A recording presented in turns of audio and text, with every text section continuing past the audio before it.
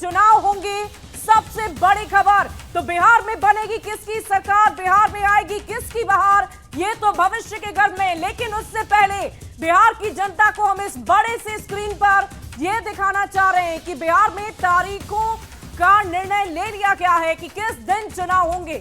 और शुभी, जो सबसे महत्वपूर्ण बात है कि पहले चरण में 121 सीटों पर वोटिंग होगी, दूसरे चरण में 122 सीटों पर वोटिंग होगी और इस तरह से ये 243 सीटों पर जो रिजल्ट आएगा वो 14 तारीख को आएगा।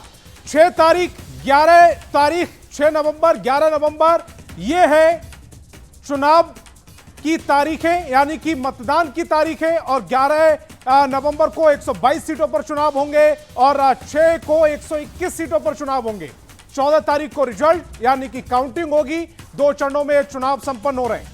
और देखिए, राजनीतिक दलों की बात करें तो पहले ही राजनीतिक दलों ने जब इलेक्शन कमीशन या निर्वाचन आयोग के साथ बैठक की थी तो उस दौरान इस बात की चर्चा की थी कि कोशिश की जाए कि पहले एक चरण में ही चुनाव को संपन्न करा लिया जाए। जेडीयू ने सबसे पहले ये डिमांड रखी थी। और देखिए, एक चरण में तो नहीं, लेकिन बिहार में 2 चरणों में अगर संतोष हम बात करें तो पिछले कुछ सालों की अगर बात की जाए तो 5 से 6 चरण में बिहार में चुनाव संपन्न होते रहे, 3 चरणों में भी हुए।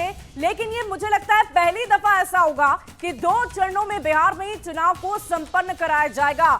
6 नवंबर को पहले चरण पर 121 सीटों पर मतदाता अपने मताधिकार का प्रयोग करेंगे और 11 नवंबर को 122 सीटों पर मतदान कराए जाएंगे।